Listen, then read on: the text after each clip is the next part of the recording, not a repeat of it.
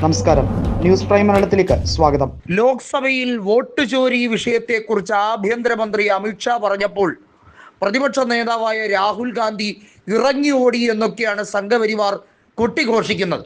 ഗോദി മീഡിയകൾ ആഘോഷിക്കുകയാണ്. വോട്ട് ചോരി എന്ന വിഷയത്തിൽ അമിത്ഷാ പറഞ്ഞത് 3 തരത്തിലുള്ള വോട്ട് ചോരി ഉണ്ടായി.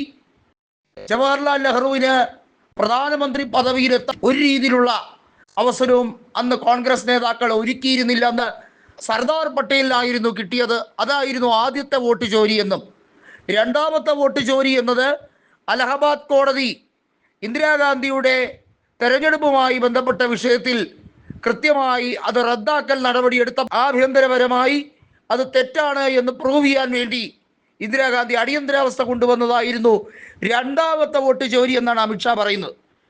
കൊച്ചായിരുന്നപ്പോൾ പോലും പേടിച്ചിട്ടില്ല, പിന്നെയല്ലേ വലുതായപ്പോൾ എന്നൊക്കെ തള്ളി വിടുന്നുണ്ട്.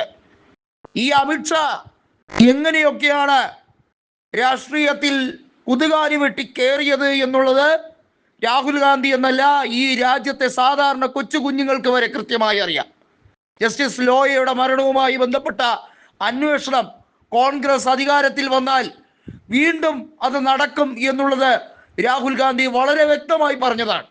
വീണ്ടും ജയിലഴിയിലേക്ക് പോകേണ്ടി വരുമെന്ന് വളരെ രീതിയിൽ അറിയാവുന്ന ആളാണ് അമിത്ഷാ. അതുകൊണ്ട് തന്നെയാണ് കോൺഗ്രസ് നേതൃത്വത്തെ ഇത്രയധികം ഭയക്കുന്നത്. വോട്ട് ചോരി എന്ന വിഷയത്തിൽ തെരഞ്ഞെടുപ്പ് കമ്മീഷൻ ഇവിടെ തെരഞ്ഞെടുപ്പ് നടത്തുന്നതിൽ കാണിക്കുന്ന ചെറ്റത്തരങ്ങളെ കുറിച്ചാണ് രാഹുൽ ഗാന്ധി വോട്ട് ചോരി എന്ന കൃത്യമായ കാര്യം പറഞ്ഞത്. SIR നടപടി എന്നത് ലോകം കണ്ടിട്ടില്ലാത്ത ഏറ്റവും വലിയ അഴിമതിയാണ് എന്നും, ഇന്ത്യ രാജ്യത്തെ മുറിക്കാൻ വേണ്ടി ശ്രമിക്കുന്ന കള്ളത്തരത്തിൻ്റെ പേരാണ് SIR നടപടി എന്നും, അതിനുവേണ്ടി BLOമാരായിട്ടുള്ളവരെ, സംഘപരിവാർ അജണ്ടയുള്ളവരെയാണ് BLOമാരായി നിയമിക്കുന്നത് എന്നതും കൃത്യമായി രാഹുൽ ഗാന്ധി പറഞ്ഞു വെക്കുകയാണ് ചെയ്തത്.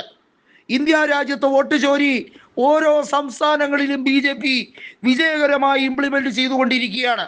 അത് ഓരോരോ നിയമസഭാ തെരഞ്ഞെടുപ്പ് കഴിയുമ്പോഴും വളരെ വ്യക്തമായി കാണാൻ നമുക്ക് കഴിയുന്നുണ്ട് എന്നുള്ളതും അമിത്ഷായുടെ മുഖത്ത് നോക്കി തന്നെയാണ് രാഹുൽ ഗാന്ധി പറഞ്ഞത്. രാഹുൽ ഗാന്ധി എവിടെ ഇറങ്ങി ഓടി എന്നാണ് പറയുന്നത്? പാർലമെന്റ് നിയന്ത്രിക്കുന്നത് സ്പീക്കറായ സംഘപരിവാറുകാരനായ ഓം ബിർളയാണ്. സ്പീക്കർ പ്രതിപക്ഷത്തിന് അടിയന്തര അനുമതിയുടെ അവസരങ്ങൾ കൊടുക്കാറില്ല. പിന്നെ പ്രതിഷേധിച്ച് വാക്കൗട്ട് നടത്താനല്ലാതെ മറ്റെന്ത് രീതിയിലുള്ള പരിപാടികളാണ് പ്രതിപക്ഷത്തിന് നടത്താൻ കഴിയുക? നടുത്തളത്തിൽ കുത്തി എന്ന് പ്രതിഷേധിക്കാൻ കഴിയുമായിരിക്കും.